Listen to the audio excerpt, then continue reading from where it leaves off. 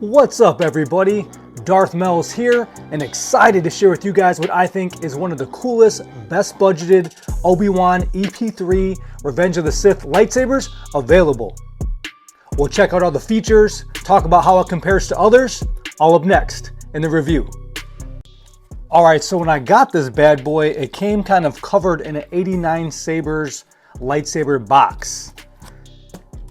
Yes, I've heard it is comparable or exactly the same as 89Sabers. I cannot totally confirm that. It will come with your traditional 89Sabers type hilt. It will come with two emitters, which I thought was super cool compared to TXQ and a lot of versions that are out there to better assist you with blade depth for the retention screws, which we both know these thin necks are pretty tough for swinging or light dueling or anything like that. So this definitely adds a very cool function, and I love the fact that it is the weathered Obi-Wan TV version that you can basically change this saber into. Super cool feature.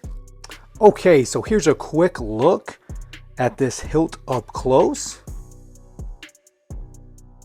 Definitely looks sharp. Of course, a fingerprint magnet.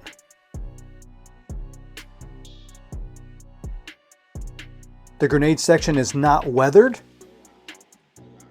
And here's a quick look at some of the cool stuff that you get. You get your blade plug. You get, of course, which I mentioned already, this awesome Obi-Wan TV series emitter with the additional space for your blade, the blade extension on the emitter cap. And also very cool is that you get this static display pommel piece. So you can affix this on the back to make it look more movie accurate or better for display. You will also receive the 89Sabers bag, which is, of course, they have a Sith and a Jedi type bag. Just wanted to make sure to give you guys this nice close-up to take a better peek at this bad boy. And of course, as always, included is your charging cord and tool. Before I get into all the saber features, I want you guys to check out the electronics real quick. Here's a closer look at all the goodies you get when you order this hilt. Wanted to make sure to break this down and show you guys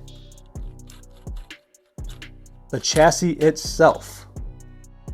As always, it can be a little wonky and not the smoothest process to try to get these chassis in and out of these hilts to meet up with the other part of the PCB or the board.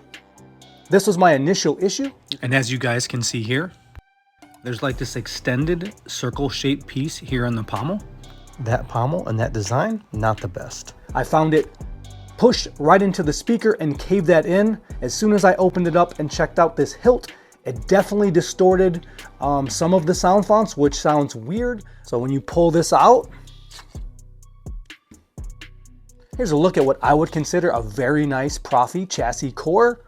It does not have a kill switch. There's your board, but it does have a charging port, which is nice. One of the nice features is the lights that light up on this board.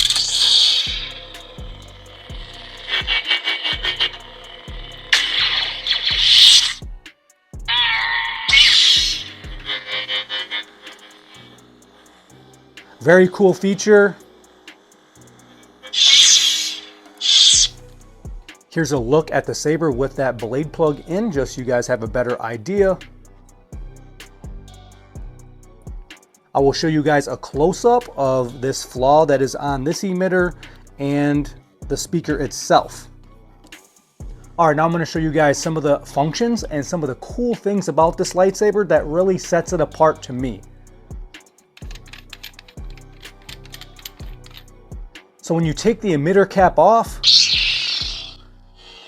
it has that PCB pin right in the neck, which is pretty cool.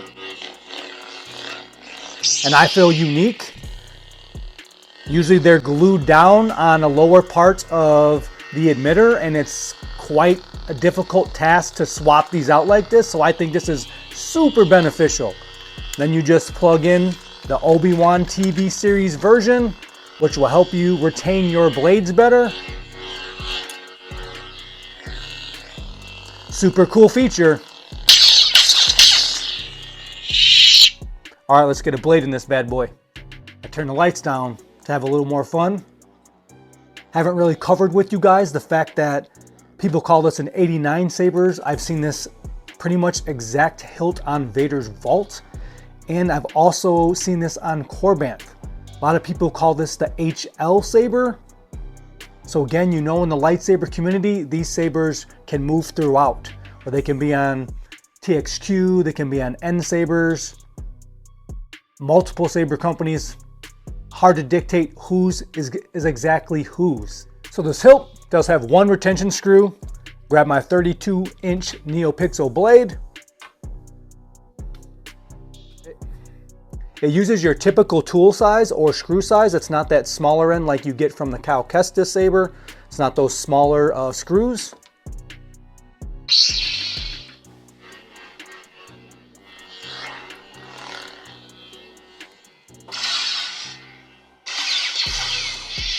It comes with about 30 sound fonts. Of course, all the Kenobis are the sound fonts that start.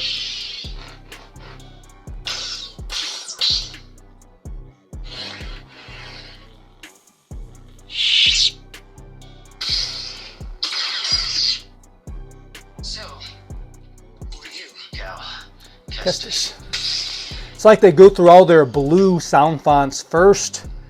Could be Ben, Kestis, Kenobi.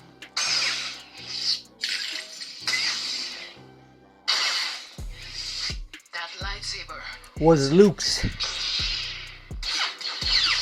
Of course, has all your typical features. With it being a Proffie, my understanding this is the 2.2.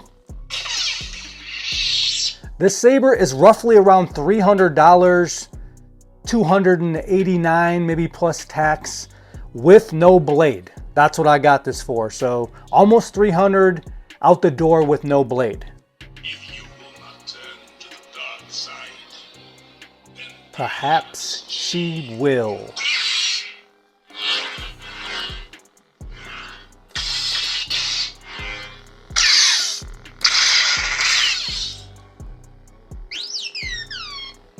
If you hold the ignition switch down for about 2 seconds, you will get some type of sound effect,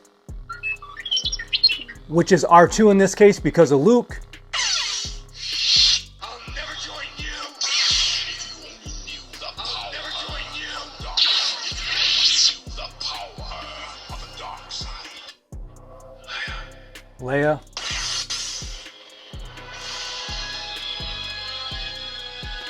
Leia plays the music. So some will have a quote and some will play the music. This Leia's done really well. I don't have any room to spin, or I would spin. So I'm not going to go through all of them. The saber does feel really awesome to spin in the hand. Many thin necks do.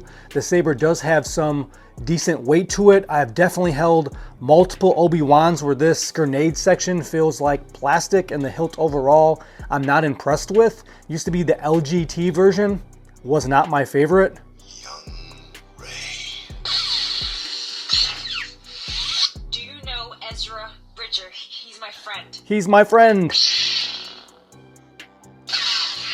Balin Skull. Balin Skull.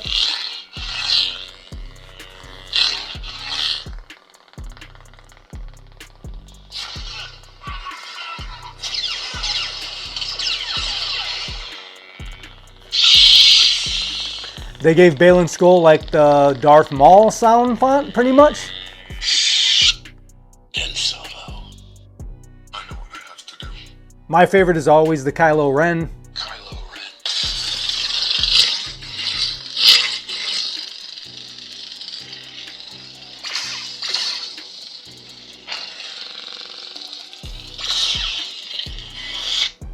It is obvious that this. I am your death, Master Junta.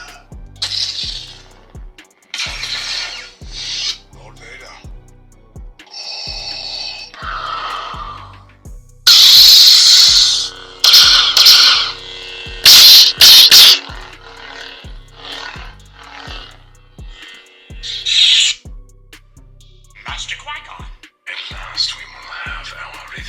Watch.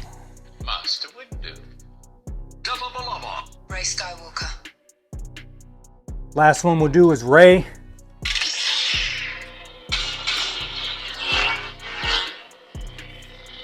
Definitely a super cool saber, lots of good features, awesome price. I'm impressed. Also, due to that chassis design, even when everything's tight and solid, you can definitely hear the speaker kind of moves around a little bit in there. That is not a very tight chassis to the lightsaber hilt, which is not my favorite thing. All right, guys. Thanks for hanging out to check out this Obi-Wan EP3 or Obi-Wan TV series version hilt. My secondary Obi-Wan TV series emitter that's better and has more blade depth definitely had a small scuff, which is disappointing. And I think the pommel has a poor design where it actually caved in my speaker.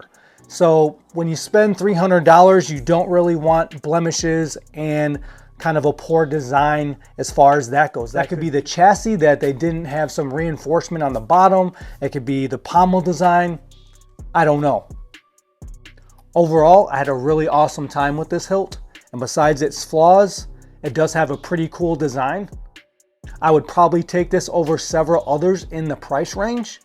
But again, that speaker being caved in, definitely not preferable. And I would probably consider returning it. That would all be up to you guys. Please let me know what you guys think of this hilt, whether that's HL Sabers, 89 Sabers, Vaders Vault, or Korbanth. Could you guys deal with some of these flaws? What do you think its value is in this price range? As always, appreciate you guys checking out this video. Make sure to leave us a comment, check out all the other videos, don't forget to subscribe, and we'll see you next time. Peace from the Darth Mells.